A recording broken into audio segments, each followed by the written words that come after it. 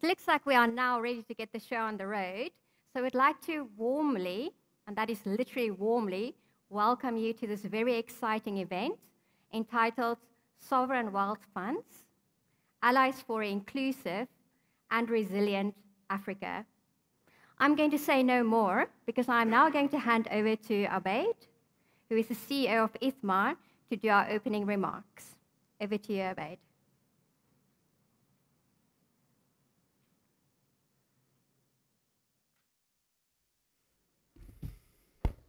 Thank you, Chantal. Good afternoon, everybody. First of all, I want to congratulate the United Arab Emirates and Dubai for the successful launch of this magnificent exposition, despite the unprecedented circumstances this past month. Besides, warm thank you to the Commissariat General and the Moroccan Pavilion team for hosting us in this beautiful building that reflects some of the Morocco cultural heritage and finance artcraft, among others, but also its progress and know-how in several areas for an inclusive and sustainable future. I would like here also to thank my friends and colleagues from the other Sovereign Wealth Fund, but also from the African Development Bank, from Africa 15, and from the International Forum of Sovereign Wealth Fund for taking the time to share with us their views on the topic we are addressing today. I am also very pleased and honored for having with us today representatives from our dear friends and partners from Abu Dhabi Investment Authority and from Mubadala Investment Company. Thank you for your presence.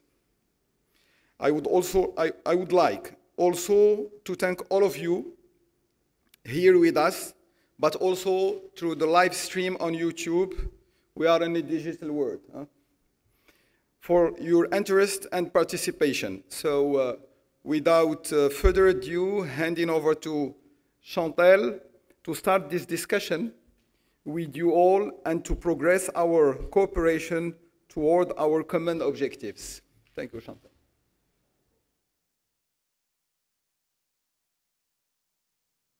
Thank you, Abeid. So I want to say firstly, good morning, good afternoon, or good evening, wherever you are in the world today.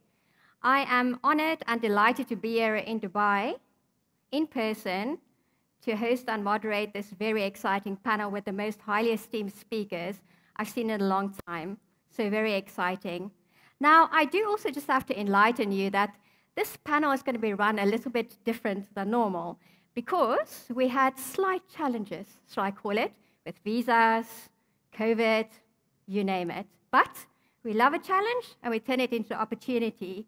So what we have done is we've got some panelists in person, some online, and some even pre-recorded. And you're going to have to cross your fingers with me that all this technology is going to work out perfectly and we're going to have a very successful panel because clearly I am not a technology expert. But a little bit about me. So my background is auditing and consulting with PwC. I'm currently the Strategic International Markets Leader at PwC UK. Other roles that I have is I sit on the UK government's Africa Investment Group, and I'm also a member on the South Africa Chamber of Commerce Advisory Board. So that's quite a mouthful, but at PwC, what we try to do is build trust in society, firstly, and secondly, solve important problems. So that's also why I'm here today. I would like to really get into what is it that we can do for Africa via the Sovereign Wealth Funds. And we also have a global sovereign investment fund team who looks after this. But now, why are we really here today then? It's all about Africa, and it's all about the Sovereign Wealth Funds. So Africa is seen today as the continent of the future, given the tremendous untapped potentialities and opportunities.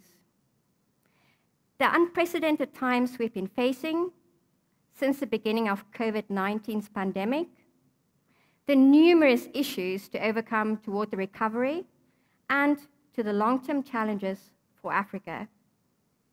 There's a call for acceleration of mobilization and commitment to patient and smart capital to strengthen the foundations of a future, resilient, and inclusive Africa over the medium and the long run. Yesterday's actions, today's decisions, will shape the future of the generations to come. We also want to look at how crucial Pan-African cooperation is to face the growing challenges of the continent. Now, I've got a whole panel of amazing people who's going to help me to talk through this. And we are not doing this from only one of the 54 African countries. We're actually representing quite a number of territories. We have Alain from Africa 50, Morocco. We have Uche from NSI in Nigeria. We've got Ayman from TSFE in Egypt. We have Akim from FGIS in Gabon. Abeid, who you've just met. We've got Solomon from AFDB in Ivory Coast. Also got Apriya, also Africa 50 from Morocco. And lastly, Duncan from London, IFSFW. So that's quite a large representation. And we are going to make sure that we have 4 very specific questions for these panelists. We are going to cover, number 1, how can long-term investors support this dynamic to meet the continent's future needs and challenges?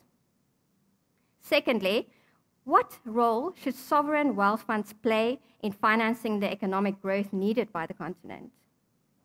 Thirdly, what place should be given to private and public, and Africa and the rest of the world cooperation, given this importance of challenges and the reality of African markets?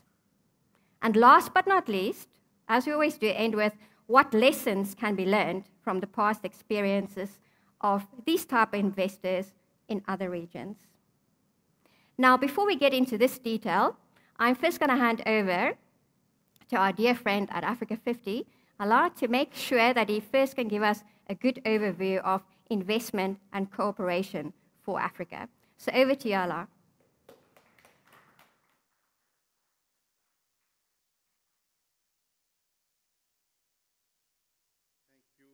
Thank you very much, Chantel, and good afternoon, everybody. Thank you for Itmar Capital for inviting us to speak at this very important event.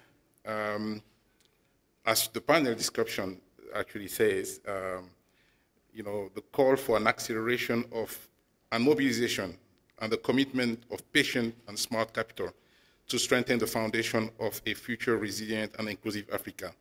This is an extremely important goal. And indeed, it is at the core of Africa 50's mandate. And we recently launched our latest fund, the Africa 50 Infrastructure Acceleration Fund, to attract further capital from institutional investors. So, and sovereign wealth funds, of course. So the theme of acceleration is very important. We need to speed up things. Now, not everybody knows Africa 50, just a couple of words or 3. We are an infrastructure investment platform funded by 28 African countries, 2 African central banks, and the African Development Bank. And so in addition to the acceleration fund that we just launched, we have 2 additional funds, 1 project development fund that helps develop bankable projects. I think this is quite important. I'll talk about it a bit later. And also a later stage fund called Africa 50 Project Finance. Our goal is to leverage our capital and expertise and relationship with our shareholders to mobilize more long-term financings from development financial institutions, but also commercial banks to channel those funds into Africa infrastructure. This is even more important today now that the pandemic has disrupted growth path and reversed hard-won gains in poverty reductions that we made before COVID. You know, the African Development Bank, our founding shareholders, estimated that about 30 million Africans were pushed into extreme poverty in 2020 as a result of the crisis. These are big and challenging numbers, and we need significant resources for recovery. And there are big numbers which are being floated. But I have hope. I have hope, and we are here to talk about hope. We're here to talk about the future. Because let's not forget that before COVID, Africa had 6 of the 10 fastest growing economies in the world, and increasing capital flows. And now, thankfully, there's a sense of normalcy which is returning slowly. Vaccines are starting to be distributed. It's still too low, the vaccination rate. But we are meeting in person, which we were not doing before. So this is our chance to turn this crisis into opportunity and help Africa move forward. And for this, I believe that infrastructure is extremely catalytic. And it's a big driver for social, economic development in Africa and indeed in many other places. And yes, the challenge that we have. Before the pandemic already, the African Development Bank had estimated that the annual infrastructure investment gap was between $68 and $108 billion a year in Africa. With the added pressure of health and social infrastructure that triggered by the pandemic, the gap has even increased. So the other point is, okay, we must continue to work hard to reverse the capital flight that we saw during the pandemic, went out of Africa. That's something that we have to continue to work at. But we must also focus extremely hard on attracting more African institutional investors' capital to fund the continent's much-needed infrastructure. So many of us know that there's a lot of money from African institutional investors. I think the estimation is $3 trillion under management by African institutional investors. Just to tap a fraction of it could help us bridge the gap. I'm very pleased to see that sovereign wealth funds are increasingly interested in playing an active role in this space. You know, infrastructure is a great asset class for institutional investors, sovereign wealth funds. It offers both long-term, counter-cyclical returns and a strong development impact, something that both the shareholders of sovereign wealth funds and the beneficiaries of money institutional investors increasingly care about.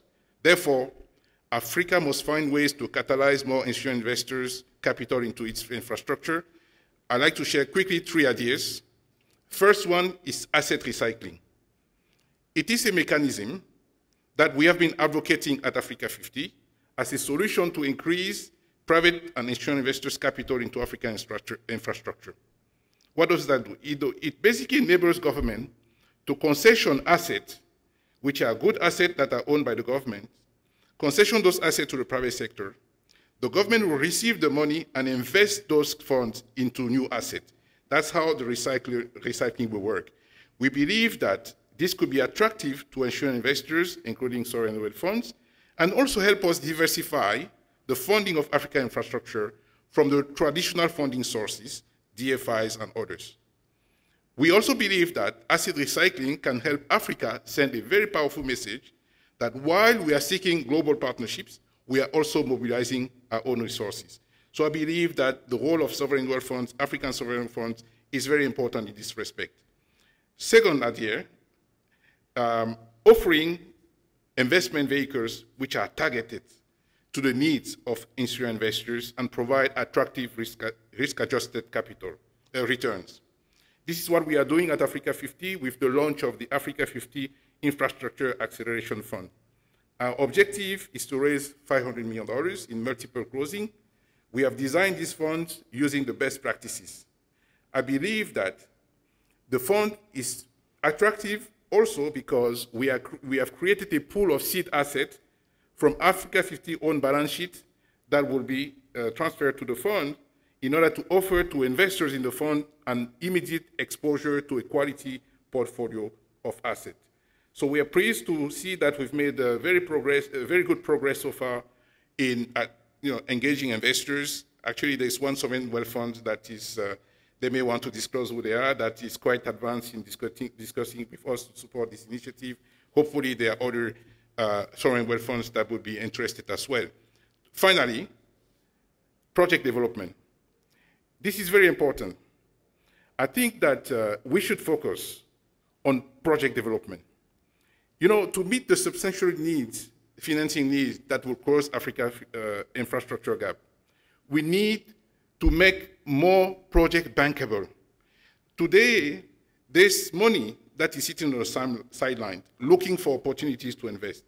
But sometimes not enough projects are investment ready, project development. So we need to increase the resources allocated to project preparation, project development, to build a strong pipeline of bankable projects. This is a space that Africa 50 is focused on. I believe that sovereign wealth funds have a strong role to play in this space through strategic partnerships with private sponsors and other institutions such as Africa 50 and others. We would like to see sovereign wealth funds increase the allocation to project development. It is hard stuff, but it's extremely impactful. So I will be curious to understand what is the thinking of our friends from sovereign wealth funds in this respect. We at Africa 50, our mandate given to us by African governments, 28 so far, is to help bridge the infrastructure gap in Africa, including through focusing on project development. We believe strongly actually, that sovereign wealth funds are natural partners to us in this endeavor, and so we would like to partner or to continue to partner with institutional investors and sovereign wealth funds to make a difference in this space. So just one last sentence to finish in conclusion. I think we are coming out of a crisis, but sometimes crisis can breed opportunities, and this is a good time, in my opinion, to invest in Africa infrastructure. It's an asset class that combines strong development impact and steady returns. At Africa 50, we are eager to continue to build strong partnerships with you all in order to help bridge Africa's infrastructure gap. Thank you very much.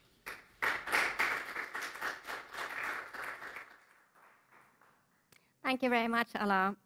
So now it's time to get into a little bit more of this detail. So, we just discussed acceleration to the nth degree, but now we are going to continue that because we're going to ask Solomon from AFDB, specific question number 1, which was, how can long-term investors support the continent and its population to meet future needs and challenges?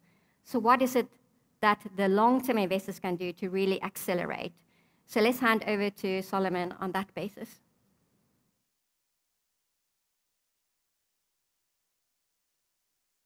Okay, no, thank you very much for that question. Definitely post-COVID, the recovery effort is now multifaceted. The development needs pre-COVID were huge, but as a result of COVID, that's even expanded a whole lot more.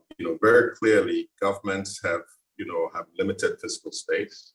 We observe that governments, debt to GDP on average, in Africa went from 60% to 75% as a result of emergency investments, primarily in healthcare, as a result of COVID. So at this point in time, the fiscal space is very limited. So the public sector recovery approach, which is what we've seen across the world, is not something that Africa has the opportunity to do. So we have to really look at public-private partnerships to do this. One of the key partners for public-private partnerships, in Africa today is this, it's the African Sovereign Wealth Fund, / Strategic Investment Funds, which have actually emerged, pre-COVID and have, good credibility globally in terms of governance, in terms of transparency, in terms of financial management. And in addition, in terms of the commercial orientation that gives global investors, confidence. Now, we as the African Development Bank, a good example of, the long-term investors who actually see a strategic partnership with, such parties.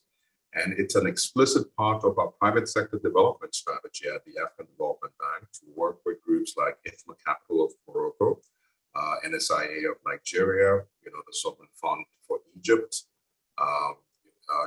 GIF, the Ghana Infrastructure Investment Fund, as I already mentioned, FONSIS of Senegal, and also FGIS of Gabon. And how do we look to work with such parties? We look to work with such parties in different ways. We can co-invest on the equity side as they develop strategic projects in their various countries. We can also co-lend if the opportunity actually is a project finance and it's really at the stage where it can raise funding, debt funding as well.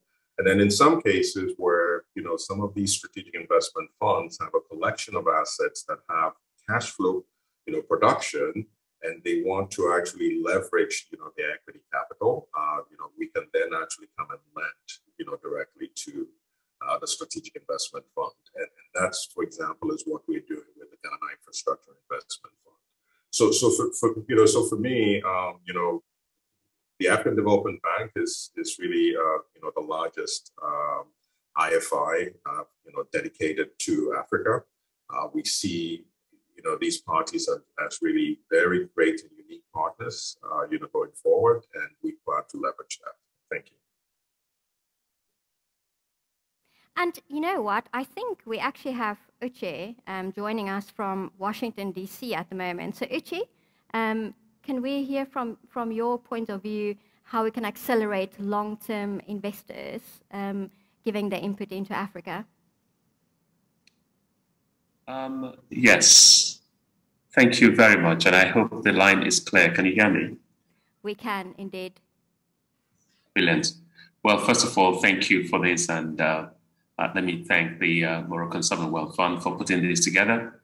I will, first of all, agree with just about everything that has been said by my colleagues, Solomon and by Alan.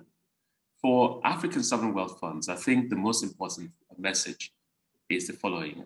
It's a new emerging investor class that serves a multiple number of purposes beyond just creating a savings base and stabilization support for the African governments and the countries. It's also a co-investment partner of choice that makes it easy for international investors that want to look for a partner that will invest with them in their domestic markets. Specifically in the Nigeria Sovereign Investment Authority, we were set up with a number of mandates, and I think the most important mandate is actually investing in domestic infrastructure, which at the moment holds about 40% of our asset base, now rising to 50%. And then the remaining 60% is invested internationally to create both a savings and a stabilization support for the economy. But within that 40% of our asset base, we've done a number of things. The first is we make direct investments. We make direct investments in healthcare, in agriculture, in toll roads, in power, in gas industrialization, and as well as in digital technology. The second pillar is the creation of co-investment vehicles. And here we've successfully created one or two. The first one that was successfully done was an agriculture co-investment vehicle, which was set up with a Dutch company called UFF. UFF is actually an old mutual owned company. And we've jointly invested in agriculture projects in the country. We're creating a new one now for healthcare that looks at everything from pharmaceuticals to hospitals, to diagnostic centers, to medical devices.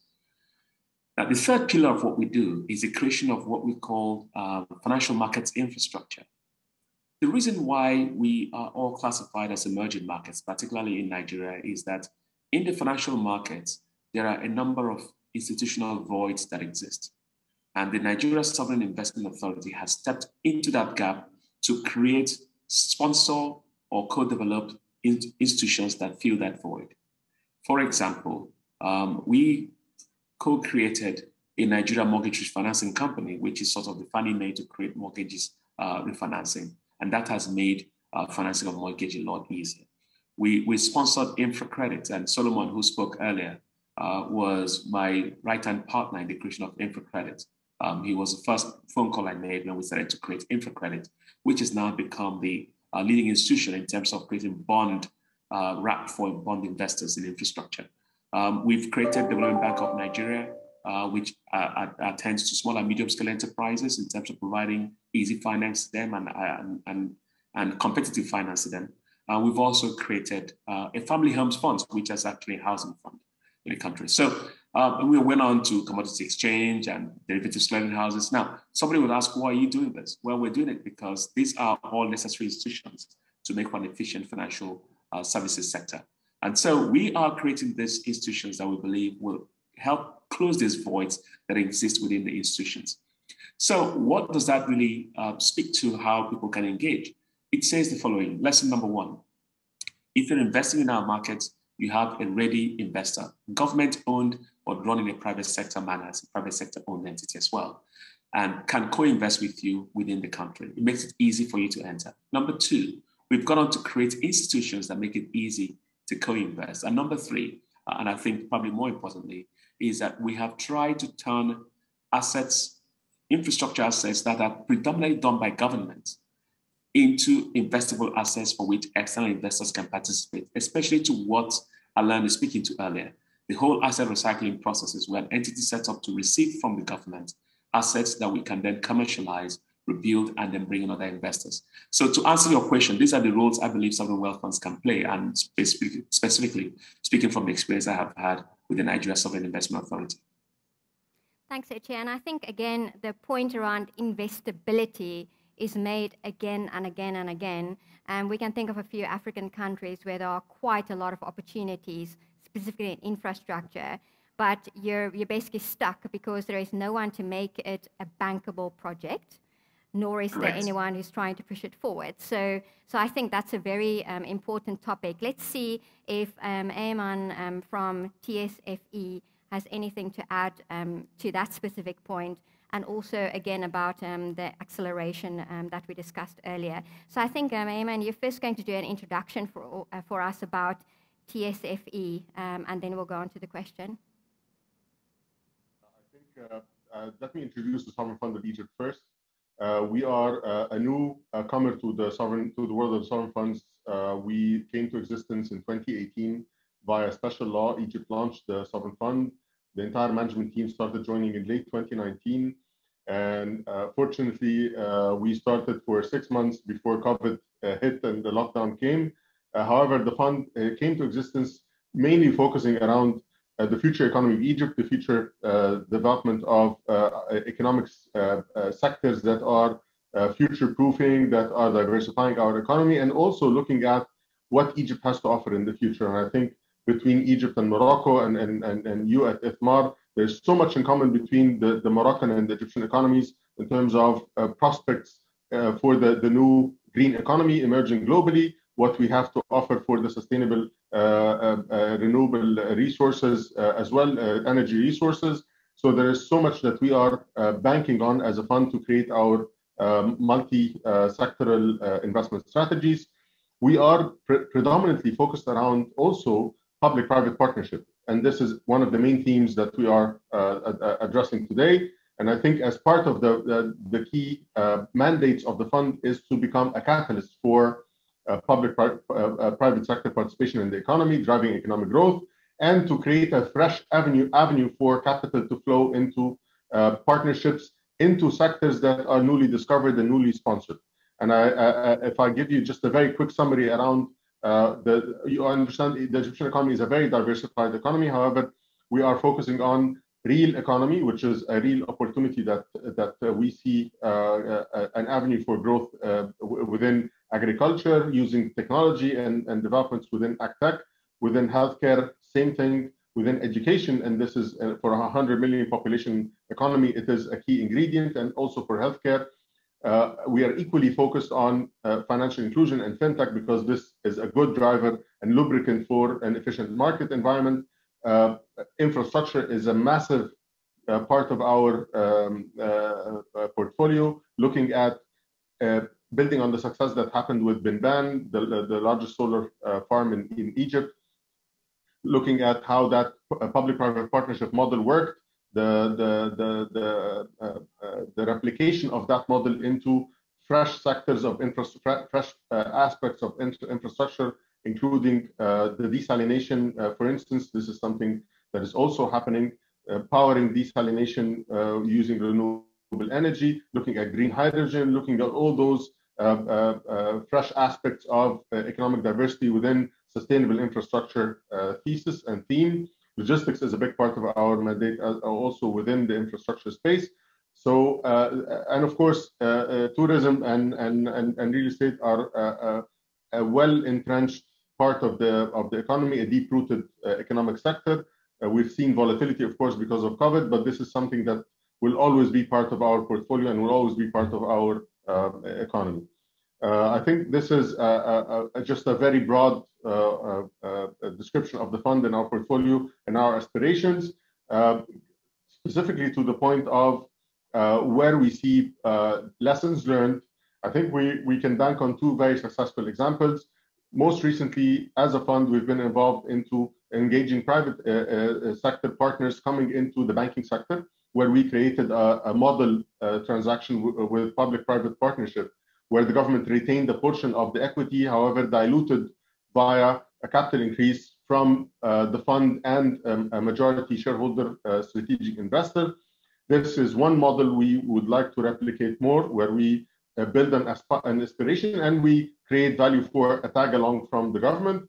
And also maybe a slightly older example was the example of the solar farms in Benban, where there was a mainstream cookie cutter regulatory framework, legal framework, supported by government offtake, supported by a sovereign guarantee. These are all the elements that de-risk the proposition for investors. And if I am to conclude on that, I would just focus on creating a familiar, transactable product that asset owners globally and investors globally are familiar with, they've seen before. And of course, the ingredients are very much reliant on the perception of the economic stability of the target nation. And I think Africa has so much to offer in terms of creating those products. And capital is abundant, provided you create the right combo of ingredients. Sovereign guarantee when needed, a good set of regulations, a good set of contracts, and the financing packages. And of course, focusing the theme, the talk of the town now is how can you score your ESG? How can you create an ESG scoring for your investment products? And these are the key ingredients. Once you have those, then I think capital will flow much easier and smoother. And there's so much demand for that coming into Africa. Thanks, Ayman. I think that was very detailed. And I think you've also touched on something there which we should never forget about, which is talent. I think we also need to make sure that we've got the right talent within the sovereign wealth funds and within government. Now, I think it's time for us to move on to our next question, which was question number 2. And this question is more around the role of sovereign wealth funds, not the long-term investors. And what role should sovereign wealth funds play in financing economic growth needed by the continent? And Abeid, I think it's over to you for this one first, for your views, just on a high level, and then we can go into a little bit more detail again. Chantal, first of all, as my friend Uche said, first of all, let's define what is sovereign wealth fund. It's something that creates a lot of expectations from people, but those funds are typically funds with very long perspective. Their duty, it's not for a client or for an insurer or for a service to a depositor of money, but their duty is for the next generation. So the future generation of each country. So you will find in those kind of sovereign wealth fund, those who are on an asset management scheme, they are managing excess money, and you will have and you will find those, and typically those that we found in Africa, that are strategic investment fund looking to contribute to the development to their country, hiring bankable project and being passionate to accompany the development of their country. And this class of sovereign wealth fund is what we find much more in Africa, and this is what we need. So to do that, have we the scale to work each alone, or should we consider how can we work on integrative projects that create the scale, that create the attraction, and that make bankable the connection, and create the condition of the emergence of a certain number of economic sector in Africa. So this is what we should, this is what we are, this is what is the subject in reality. How, and it has been said before me, how can we attract much more money for investment, but also talent? In Africa, the case seems easy when we take the time to appreciate the opportunities, and moreover after the pandemic. So when you see that today the impact of the current crisis shown the limits concerning the existing development models and the financial scheme. So, and according to all the expectation, we see that the needs are very huge. We are speaking about billions of dollars, and the challenges are massive. So we are considered in Africa with the issue regarding food, health, housing, and digital resilience are some examples for the risk that Africa will encounter in the future, especially given the demographic evolution and the digital expansion and uses globally. So how can we make Africa come to the world and concerning those aspects? So that being said, and especially after the current crisis, we have tremendous opportunities for long-term investors in particular, as there is never waste a good crisis. So among other, Africa will benefit from its growing population. It is expected to double by 2050 and will represent 24% of the world's population. It's with a large workforce. By 2034, the African working population is expected to exceed 1 billion, so larger than China and India today. The fast urbanization, as we said, is the most fast in the world. Between 2015 and 2045, we will have 24 million additional people that will live will go for the first time in the cities. So those create a tremendous appeal for new services that should be handled to make a sustainable way of living in our continent. Rising manufacturing output. Africa has the potential to nearly double its current manufacturing output by 2025. And fast-growing companies, given the development pace of African companies in the continent, are growing faster and are more profitable than their global peers. Let me double-click on the challenge, but also on opportunities implied by the COVID crisis.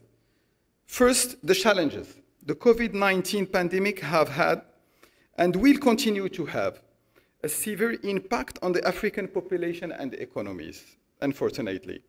Trade disruption, travel restriction, shortage, healthcare, products, vaccine equipment, and digitalization. Reduced access to international capital, drop in FIDs. The coming year will consequently prove to be challenging to the African continent. But in that, what are the opportunities? Global value chain disruption, nearshoring, import substitution, programs to reduce the dependency, especially in critical goods like food and health, green transition, blue economy, sustainable agriculture. Africa can benefit from its stage with leapfrog on several aspects that are related to green economy and can be one of the elements in the new world transition when it comes to decarbonization. And as has been said by my friend from Egypt, the potential is just unlimited for those who knows how to make it bankable and profitable. Develop and accelerate infrastructure program, critical infrastructure, social infrastructure, digital sovereignty, all that are opportunities for capital. We need to develop those projects for this capital. Build back a better sustainable and inclusive economy for the future and for our children. So all those challenges, but also opportunities, as I said, require huge financing needs. But as we are all aware, for the public funding is more and more limited, and the new need to find new ways to raise and attract international capital. We should create, as it has been said, the vehicles. If you want to have a 315, how we call it, the plane.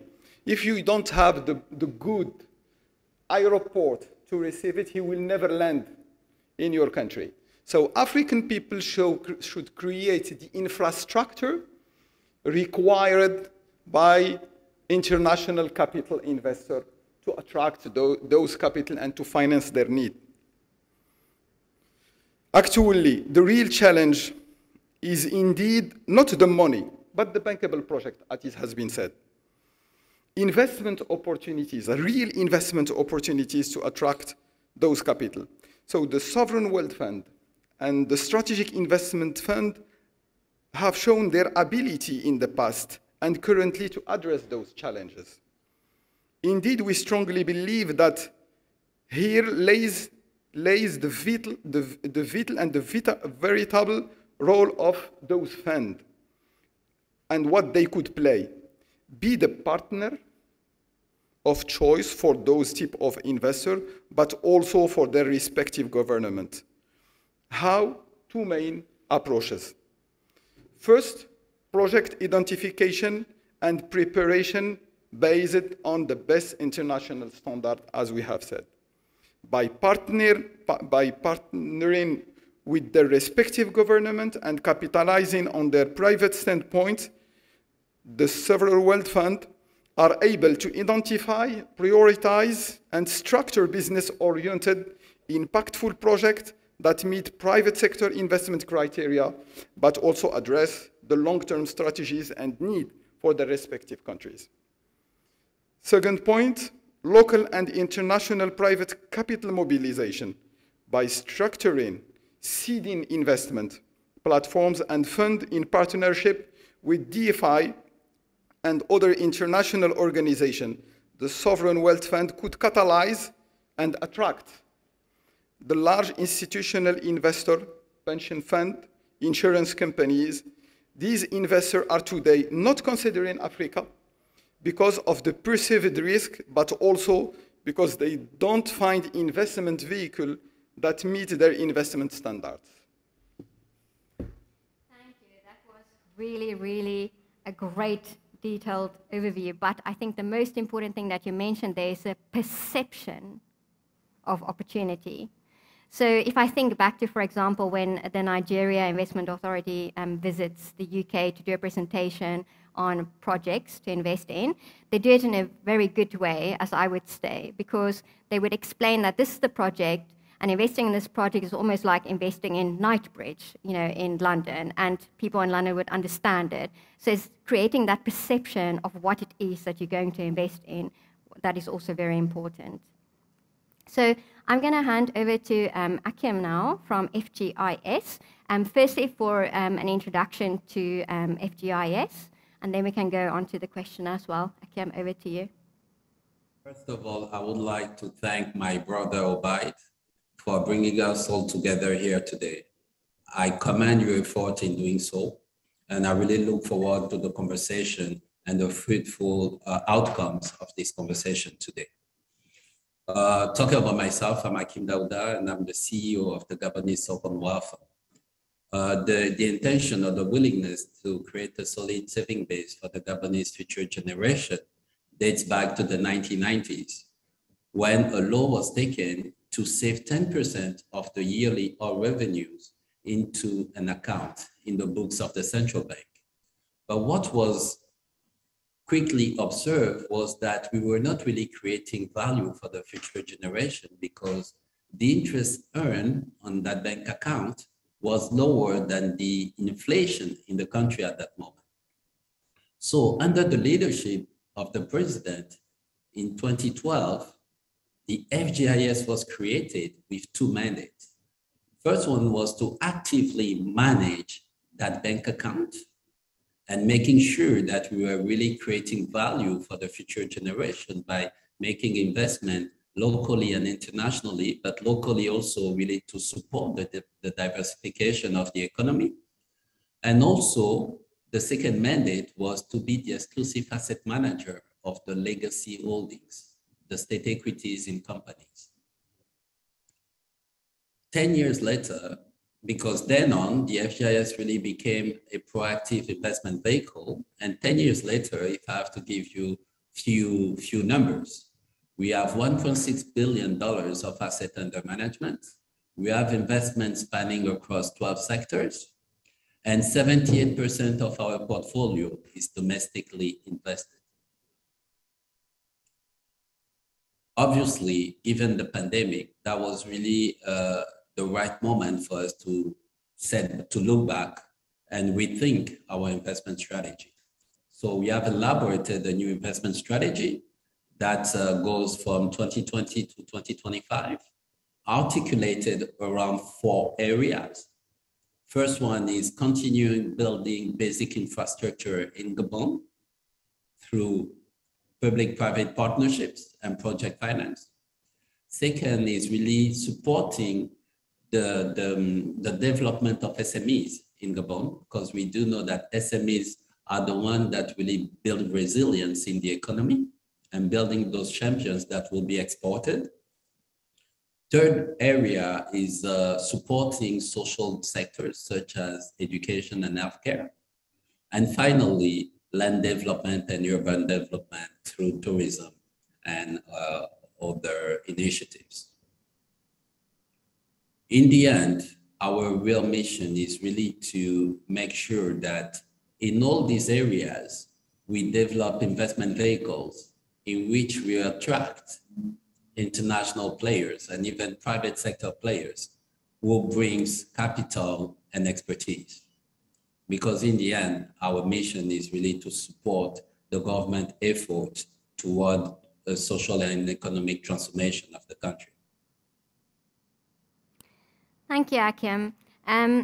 Again, vehicles comes up in every discussion we have, so that is really a critical point to make sure that we have the right vehicle to invest in. Now, Demba was going to share some thoughts with us from Senegal on FONSIS, but unfortunately, after all his best efforts, he's unfortunately caught up in a presidential matter, not too far from here. So I just wanted to say, thanks for making his best efforts to be here, but unfortunately, we can't have his view at the moment. But it means that we can save a bit of time because I think we started a bit later. So without further ado, I'm actually going to hand over to our fireside chat speakers. And we have got Duncan online with us from IFSFW, and he's going to tell us a little bit, firstly, about the types and the role of sovereign wealth funds. And secondly, he's going to talk about how the sovereign wealth funds adapted now post the COVID era. So on that note, over to you, Duncan. Thank you very much. I'm not sure that a fireside chat is entirely appropriate for quite a hot UAE, but nonetheless, let me get started. So I'm the Chief Executive of the Secretariat of the International Forum of Sovereign Wealth Funds, IFSWF. So as Chantal said, I'm just going to say a few things about the different types of sovereign wealth funds, but also have a look at how they reacted in COVID-19, with a focus obviously on Africa. But first, a few words on IFSWF. It's a network of sovereign wealth funds created by sovereign wealth funds to set standards of governance. And this group of funds created the Santiago Principles, 24 principles of transparency and good governance. And they're the gold standard of governance, if you like, for sovereign wealth funds. And they're recognized as such around the world by governments and also the finance and investment industries. And in addition to being the guardians of the Santiago Principles, IFSWF has two further roles. We help sovereign wealth funds collaborate, cooperate and co-invest by facilitating networking and knowledge sharing among peers in a private forum away from commercial interests. And then we also represent sovereign wealth funds collectively to external stakeholders, such as financial markets, academics and the media, hence one of the reasons I'm here today. And one of the ways we do that, we represent funds, is through data. IFSWF is the authoritative data provider, which we provide free of charge. And this includes primary research from our member funds. And we keep the most accurate and extensive database of sovereign wealth fund investment activity. Recent studies have included our annual review into sovereign wealth fund direct investment, the sovereign wealth fund response to climate change, and also, most relevantly, a major piece of research into sovereign wealth funds in Africa. And we've got a global membership. It's grown since our inception. Currently, we have 35 full members, 5 associate members, and representation across all the inhabited continents. Now, let me move on after that to what a sovereign wealth fund does. And we heard a little bit from Obaid about that, and he gave us some very useful guidance on that. But there are several different purposes. The ones you may know best, not least because there are some prime examples in the Gulf, are the savings funds, usually created from revenues from oil and gas and invested for the long term to provide a pool of national savings, sometimes called rainy day funds. And then because of the volatility of commodity prices, some funds have also been created to stabilize income from the commodity sector. These tend to maintain more liquid investments. When commodity prices are high, they have inward contributions from the budget. And when commodity prices are low, there are drawdowns to help balance the budget. I was listening just yesterday to, in the IMF meeting, the governor of Russia's central bank talking about exactly this, that the Russian wealth fund creates buffers which help balance the budget. And then thirdly, and we've also heard about this already from the likes of Uche, there are these strategic funds which either own and invest in state-owned enterprises or in domestic industries and infrastructure, or those that look to crowd in additional external capital to help grow those sectors profitably. Importantly, and this is hugely important, all are predicated on an appropriate financial return for the risk. And finally, there are hybrid funds which have more than one of these mandates. So I mentioned our research previously and our research into Africa. We've got a number of members, 8 members in Africa, and you've heard from IFMAR and Egypt and Nigeria today. But we also spoke to other funds such as Akins in Gabon. And there were a number of key findings from that research, but let me focus on the headlines and then the reaction to COVID. So the 3 key challenges, and remember this is Africa's funds just telling us, the 3 key challenges that those funds face are firstly governance. Robust, independent governance is the key to attracting private capital. Most of the funds in Africa are established as independent professional institutions that have boards consisting largely of non-governmental directors. And it's essential that international private investors see them as peers with aligned interests. Similarly, independence and transparency are essential to building public trust, particularly in countries where the perception of government institutions is largely unfavourable.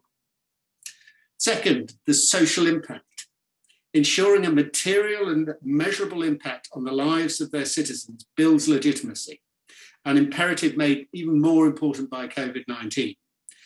Much of this is unseen. We heard from Uche before. It's about creating financial providers such as insurers, mortgage lenders, and import-export financing, as well as providing those private equity funds to facilitate inward investment. And thirdly, there's environment. A common perception of climate change policies is that it's another way for the West to keep Africa subjugated. Consequently, there's a focus on solving the problems of climate change, such as food and energy security. And again, we've heard a couple of mentions of agriculture and developing the agricultural sector today.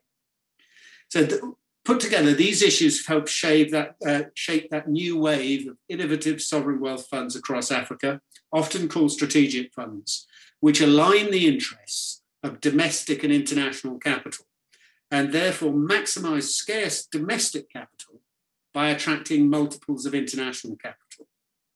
And as we've heard again already, these funds often also act as project managers, they act as fund managers, and they can usually invest anywhere in the capital stack, debt or equity, which provides further advantages and attractions for external investors. Now, when it comes to COVID, there were a number of conclusions that we found, so let me focus on those. Those funds with a savings and stabilization function, such as Angola, Botswana, Ghana, and Nigeria, have seen drawdowns from their government to finance pandemic public spending. COVID-19 is a rainy day for which they were created. However, in several cases, it's prompted discussion about governance structures and withdrawal rules to see whether they're sufficiently robust and whether they need to be more clearly defined. A number of funds have rethought their risk-return appetite and realised they need to be less conservative because of low interest rates, and therefore diversify their portfolios to take more risk and potentially drive up returns. Funds need their capital to work harder, and they've seen the success of sovereign wealth funds around the world. Just this year, we've seen the sovereign wealth funds in Alaska, Australia, and New Zealand report returns of well over 20% for the last 12 months. But for domestically focused sovereign wealth funds, the pandemic has actually been a boom. Domestic industries in which they've invested, such as healthcare, agribusiness, and digital technology, have been stimulated.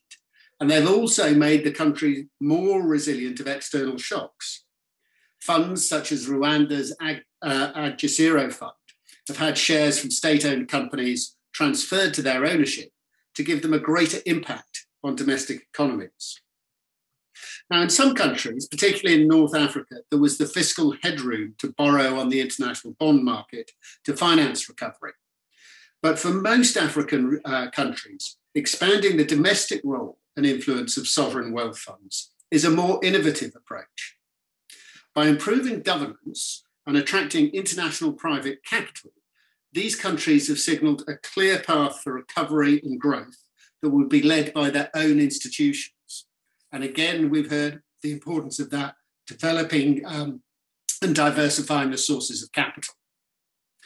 So the COVID-19 pandemic has accelerated many trends, such as digitization, and it's forced both the funds themselves and also governments to act more swiftly and think more radically about how to address the situation. For those countries that already have hefty debt burdens, sovereign wealth funds will play an increasingly important role in attracting international capital into their economies.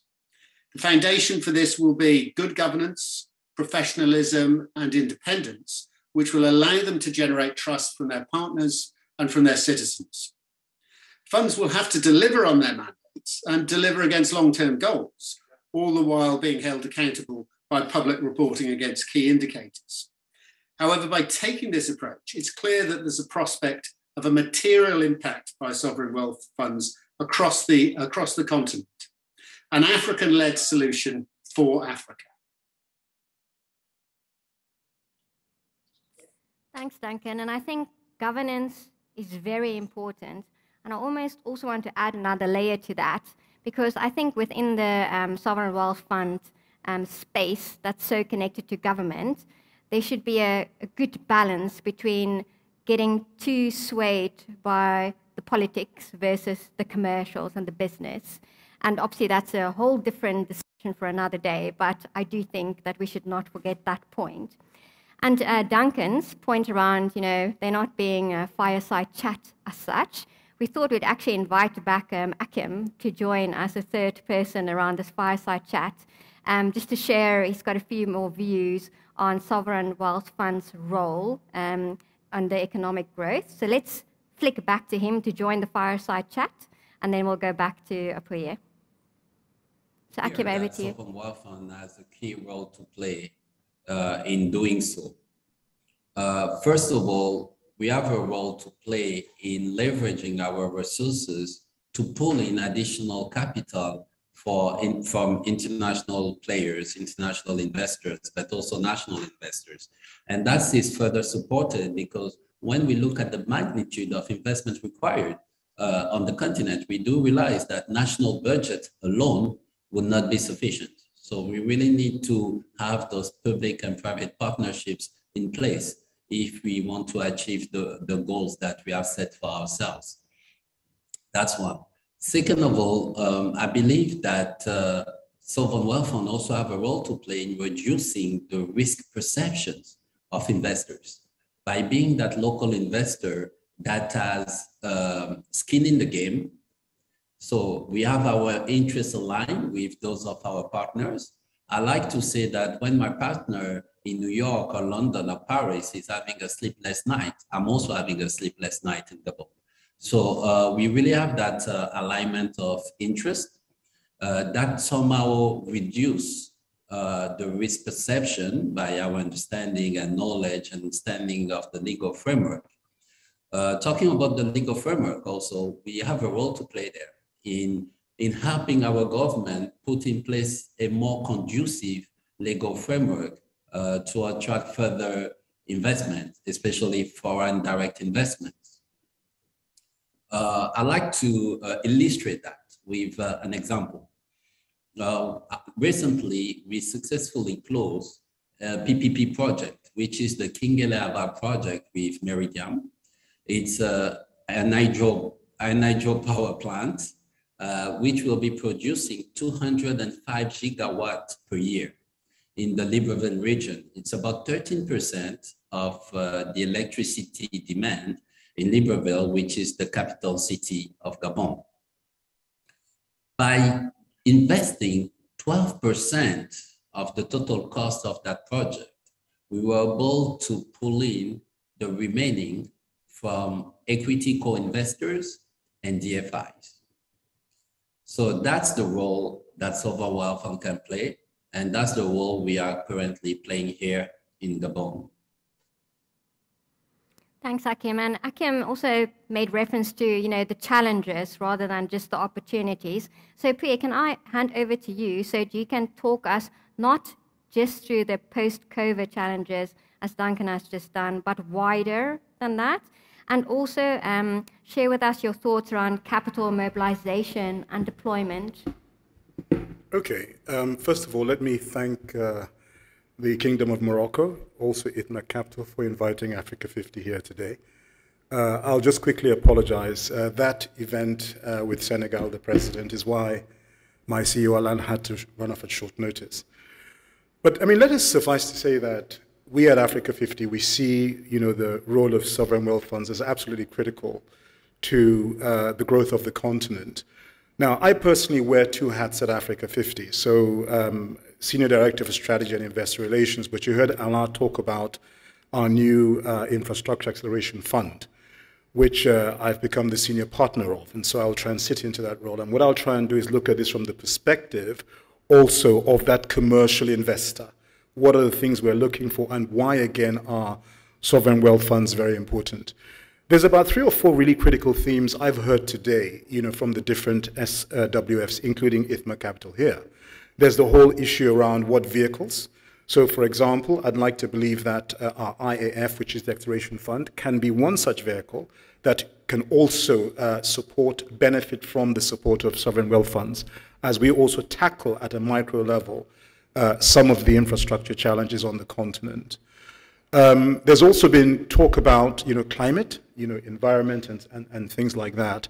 And it's important, more and more, not just because in some people's minds, ESG and development impact has become, in some cases, greenwashing. The reality is that this is the core of what we have to do. We have a planet that we have to save. We have future generations to preserve the planet for. And importantly, as we implement projects, we have to do so in a way that is environmentally responsible and socially impactful as well. So this is something that we look at very closely. Now, in terms of mobilization of capital, that is the lifeblood of investment, and it starts with savings. When you look at it from basic economics, the flip side of savings is investment. And unless there's enough pools of savings of the right quality, of the right appetite, it's very difficult to do what we want. Throwing some figures out there, the African Development Bank estimates the financing gap for infrastructure on the continent at between $68 billion and $108 billion annually. I'm not talking about over 10 years. This is every year. So if we don't have access to capital, it's very difficult to do that. And when you look at the opportunities, and that's one of the critical things that I'd also like to focus on, it is about opportunities. COVID, for example, has exposed, the soft underbelly, not just only of Africa, by the way, I think even in the developing world. There have been struggles around healthcare, social, other elements. At the same time, what COVID has demonstrated is the power of technology. And I think even this very session today, I noticed that Akeem was speaking on a pre-recorded. I saw Solomon, I saw Uche all coming in, on feeds, probably on Zoom or other similar platforms. And then there's those of us here, all interacting as one because of the power of technology. And if you then begin to look at some of the very, very unique circumstances of Africa, one of the major initiatives at the moment is the AFCTA, which is the African Continental Free Trade Area. Now, this is designed to open up all of Africa, promote interregional trade, but how are we going to be able to do this effectively? We're going to need infrastructure, be it roads, be it airports, be it seaports. But whilst we're also in that process of filling that infrastructure gap in a physical way, technology enables us to leapfrog some of those physical constraints. And it's not just technology that helps us connect Africa, technology that connects Africa and the rest of the world. Now, I want to dwell a little bit on that bit about the rest of the world because, look, we need investors both on the continent, as in homegrown African institutions, as well as international investors. There's room for everybody, and I would say even more. And one of the roles that's very important of the local investor is that when you have the long-term investors coming and playing, at some point they want to exit and repatriate profits, back to their home territories. And ultimately, you're going to find that local investors, as we grow, we get more critical mass and more scale, will then be the ones that are able to take this up. Now, back to the specific, very important role of the SWFs. The fact that SWFs look so much long-term, even much longer term than your pension fund, for example, its future generations, its stabilization and things like that, again, is a wonderful opportunity because infrastructure is equally very long-tailed. You can go into, a power purchase agreement. You're signing that for at least 20 years. You might have a toll road concession or an airport concession. That's 30 years or even longer. So we need players that are willing to be able to do that. And then one final point I'll just end a note on is this. In terms of the perception of the risk profile of Africa, like we try to think about opportunities, but there are some risks as well. Having sovereign wealth funds with skin in the game over there also helps, we believe, to give confidence. But also, I want to just deepen this a little bit more because besides the role of the sovereign wealth fund, the statistics do demonstrate that Africa is really not as risky as people think it is. If you look at, for example, Moody's, Standard & Poor's default rates, you will find that the default rates on the continent of Africa are second only to the Middle East. They're much lower than the developing world. And this is usually because, we understand on the continent the importance of building and sustaining credibility. We find with the support of multilaterals and DFIs and SWFs, et cetera, that we can get the right risk mitigation as well to make the environment, more stable and less risky. And I think more and more you will find that African governments, as well as African institutions, understand the importance of governance itself, making sure we do things in a proper way, in a structured way that shows that probity, trust, and all that we actually require to attract and sustain investment exists on the continent. So I'll stop there and see if there's anything else I should say. Yeah. Thanks, Supriya. That covers a lot. And also you touched very importantly on climate change, ESG. I think the important thing there is also for us to notice that it's not a separate topic as such. It should be part of the business, part of the fund. It's a thread through everything, the golden thread. So that's definitely something that we should keep in mind. Absolutely. So I think we'll let the fireside virtual flame go out now. Thank you. And end the fireside chat at this point, which really brings us to our last session of this event. And this session is going to focus on sovereign wealth funds enablers to attract the private capital. And Abed, I think I'm going to hand over to you just to talk a bit about what place should be given to private and public, as well as Africa and the rest of the world cooperation, given the importance of the challenges and the reality of the African markets. Thank you. This question is directly linked to the challenges and opportunity I mentioned before. In addition to these, we must also acknowledge that even in Africa, needs are massive. They are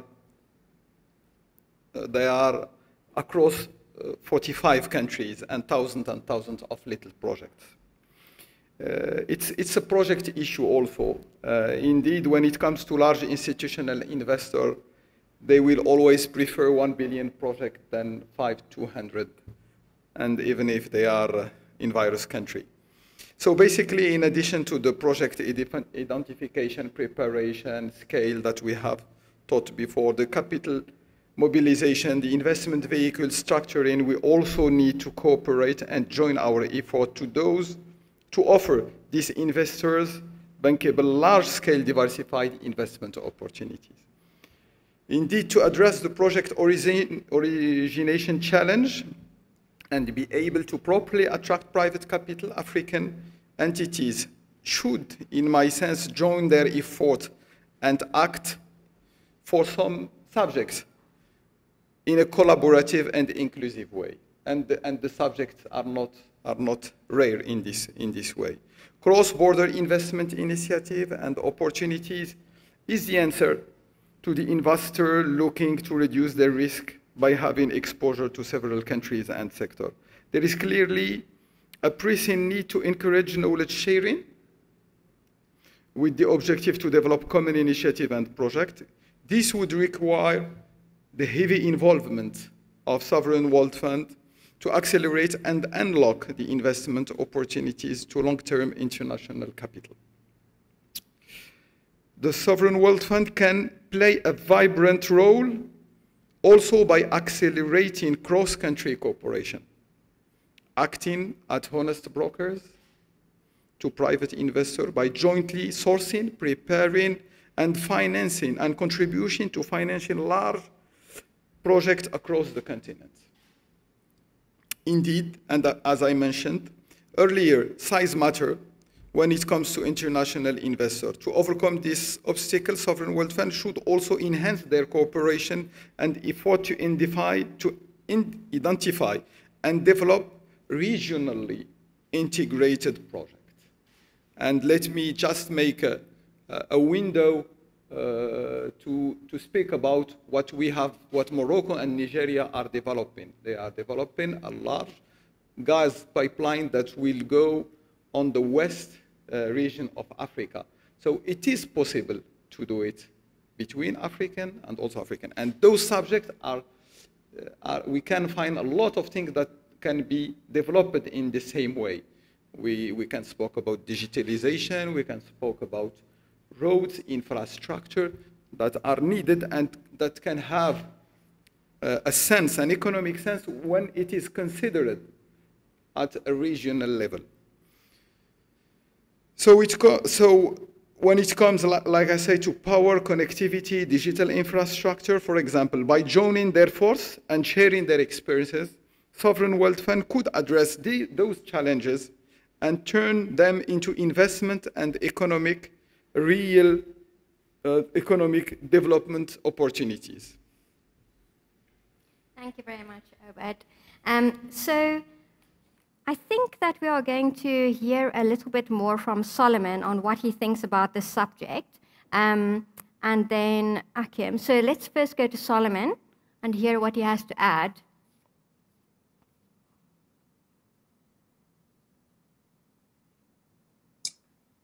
I mean, first of all, Africa has no choice in the sense that public sector funding is very limited going forward. The fiscal space, for governments in Africa is very limited. And as I said earlier, given the emergency funding for COVID healthcare related emergencies over the last year to 18 months, total debt to GDP of Africa on average has gone from 60% to 75%. So with that limited fiscal space and the need to actually have some stimulus recovery, we have no choice in Africa but to pursue public-private partnerships. So that's number one. So, but that's really on a default negative, perspective. However, on the positive perspective is we now have the African Continental Free Trade Area that creates a single market of about 1.2 billion people and a total GDP of about $3.4 trillion. Now, this is an opportunity.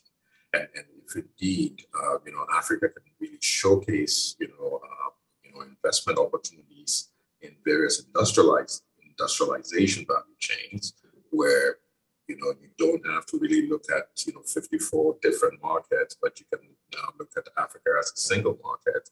That significantly improves the commercial viability of a lot of business ideas. Now this creates opportunities for South-South, but not. I mean, let's start with South-South at home.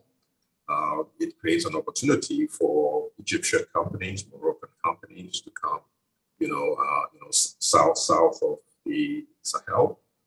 It also creates opportunities for the South African companies to go north of the Limpopo. It creates opportunities for tech-enabled companies to go from Nigeria to Kenya. In other words, it creates opportunities really for Africa to trade within itself. So that's the first, opportunity of cross-border fertilization. But then also, this creates greater opportunities for South-South from Asia, from Latin America. So, for example, we're hoping that, on the pharmaceutical side, there will be, a lot of South-South interest from India, China into Africa to locate some production also, in Africa. They are very strong, pharmaceutical companies that could be partners to these groups coming out of Asia, and likewise, the continued North-South relationships between Europe and also the U.S. In terms of companies in the manufacturing space, should be encouraged as well. And a good example would be to continue the great efforts of the Tangiers, free trade zone that actually does a lot of manufacturing for the benefit of Europe as well, with exports, to Europe. So for me, I see this as really, win-win, situation. Yes, Africa needs, private sector, to come through public-private partnerships. But yes, as well, Africa is creating a unique opportunity, for commercial returns that probably have not been seen, to date, not only in Africa, but across the world. So it's a balance of both. Thanks, Solomon. So that was quite a global reach. Let's see if Akim agrees from his point of view in Gabon. I think I touched it a little bit in my previous answer already. However, I believe that the partnership between the public and the private sector, as well as the cooperation between the national and the international players, have a key role to play in the way we operate as Sovereign Wealth Fund. We're also looking forward to seeing more and more intra-Africa cooperation, especially underlining or in the context of the free trade agreement on the continent. But just also there, let me illustrate that. We recently became the first African sovereign wealth fund which has mobilized domestic funding to support the development of the central medical store. And in doing so, we hired the services of a Ghanaian-based company called M-Pharma to act as our technical assistant in that transformation. Another example that I can take is we hired the services of a Ivory Coast-based consulting firm to help us revamp the strategy of our SME-focused vehicle. And to conclude on that point, I really believe that the fellowship that we're building among ourselves will unlock the African solutions to the African challenges that we are facing. And I'm really happy to be part of this initiative. And I'm really, I'm sorry I couldn't be physically with you today in Dubai, but I look forward to following up this discussion with you all. And thank you again, Obaid, for bringing us all together here today. Thanks, Akim. I think so far, you know, the tripart of being in person, online, and recorded is working well. So let's see if we can get through the last question that we had of the four questions. Last one being, what lessons can we learn from past or current experiences of this type of investors that we've just looked at in other regions and in other countries? So we're first going to go over to Ayman to see what he has to add on that point. Point we need to. So focusing on Africa as well, there is a very positive sentiment that is rising, which is the continental dialogue that is happening between the peers, the sovereign funds of Africa. And this is something that is a very promising aspect where we could create products together, co-invest together, and co-promote together. And these are very solid initiatives that we're seeing in the complementarity between African sovereign funds, because the main themes around creating a sustainable infrastructure for Africa, investing behind themes into logistics and Pan-African trade, all of these will require bilateral investments between economies to try and solve for streamlining the plumbing, as I call it, the plumbing of logistical networks. And this can only happen by multilateral agreements and with collective efforts of multiple sovereign funds. And that dialogue is happening, and we see eye to eye, and this is a very strong signal to the rest of the world that this dialogue will also help encourage investors come in and invest in multiple economies at the same time. So those themes are actually happening. Thanks, Ayman. And let's get over to Oche to share his lessons learned.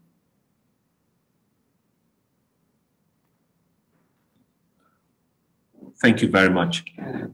In terms of lessons learned, the first thing I would say is that I've been personally very surprised by the desire of funds who have been looking for opportunity to co-invest in Africa in finding the African Sovereign Wealth Funds as a partner of choice. And it just speaks to the fact that there's been a scarcity of this type of partnerships. Two, there is, of course, the importance of ensuring that the governance and transparency and accountability are things that are held sacrosanct. The independence of the management, independence of the board are all very, very important in providing that level of confidence that international investors are willing to work with. The third lesson I've learned is that there is no real script, in my opinion, for what a sovereign wealth fund should do. But there's a script as to how it should be governed. And here's what I mean by that. Everybody says sovereign wealth funds should not invest domestically because some of the well-known sovereign wealth funds, like the Norwegian sovereign wealth funds, do not invest domestically. But that was just the experience of the Norwegians and other people who chose that strategy. The way we see it is If Africa is investable, why can't we invest in that opportunity as well and bring other partners with us? And that's a story and a script that we've been pushing. And I've learned a lesson that you can actually write your own solution book as to what solves your own problems. And in some ways, I think it is very important because also governments are confident in transferring assets to entities such as the one that we manage. The fourth and probably the final lesson that I have learned, frankly, is that it is important to set a goal as to what kind of fund you're aiming to be. In terms of asset management for the government, beyond fund management, asset management for the government, we have a goal of creating an Africa equivalent of Temasek, where government assets are poorly managed but handed over to us, where we have governance as a way and access to capital to turn around some of these assets. This speaks to Alain's earlier point about asset recycling. I think that is a very important opportunity here, where African countries and governments have been very inefficient in asset management, that the sovereign wealth fund can fill as a gap. Those are things, in my opinion, that I think are actually clear opportunities that I think, also creates a platform for international investors to come along with the sovereign wealth funds that are locally set up. It's a new asset class, a new investor class, and rightfully, some people in the world are still looking at it with some level of suspicion. That I think is to be expected.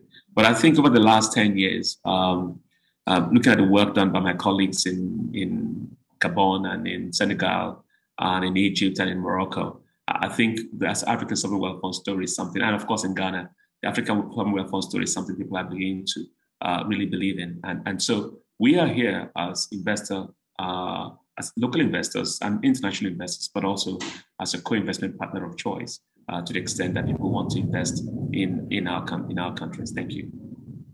Thanks, Oche. Now, I have noticed that we are tight on time, so I'm going to assume that there are no questions. But I'm going to say that after the event, we will have the opportunity to talk to one another and ask the questions. I'd rather let us spend a minute, because I've asked basically Solomon just to end with his wrap-up on how he and AFDB sees the cooperation of sovereign wealth funds working together. And I think it's a good point to end on as some closing remarks and wrap-up. So let's hand over to him.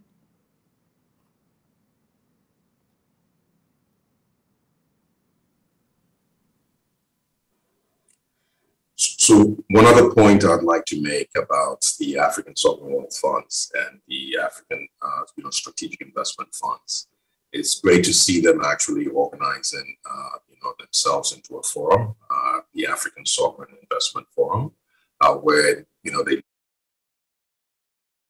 experience. All of them are individually doing well, but it's great to see them actually come together in this forum. Because ultimately, for Africa to expedite its economic recovery, they would need to work together. The other thing that I do like, for example, that some of them are doing is they realize that they on their own are not going to raise significant capital. So they're looking at ways to attract global investors, like a lot of you on this call. They're looking to also partner with investors, such as the African Development Bank, who are the largest multilateral development bank in Africa, and we stand committed to working with them. But thirdly, they're looking at ways in which they can actually catalyze the assets under management, in African pension funds and African insurance pools, which in 2019 was estimated to be up to $2 trillion, of course, including contributions from the African sovereign wealth funds and strategic investment funds themselves.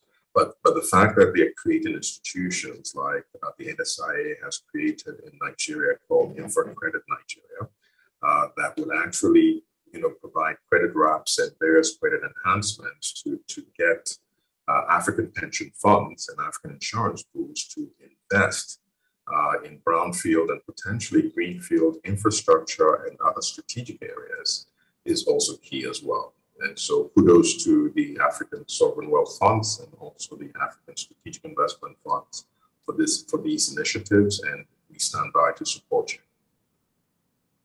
Thanks, Solomon.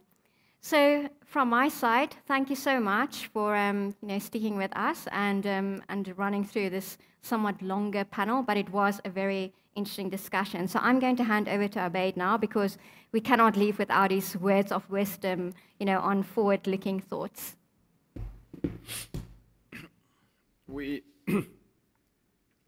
So just some forward-looking aspects. First of all, we strongly believe that Africa is at a unique turning point, thanks to the strong will of its nation and their ambitions.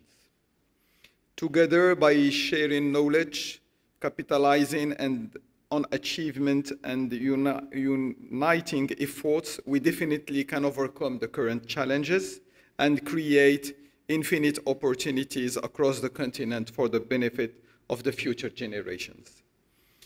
So thank you also, Chantal, for the great work and for handling this multi-format discussion brilliantly and on a constructive transition and questions. I would like to sincerely thank all my friends and colleagues for their insightful remarks and contribution on these strategic topics, especially given the exceptional circumstances we are all experiencing. Their willingness to share their views, even pre-recording, demonstrating how we are all committed to processing our joint efforts. Finally, I hope you will all have the time to visit the Moroccan Pavilion and experience some Moroccan ways of life through the journey it offers. Thank you again, and thank you for all the persons that make the efforts to be physically with us today, and thank you for that.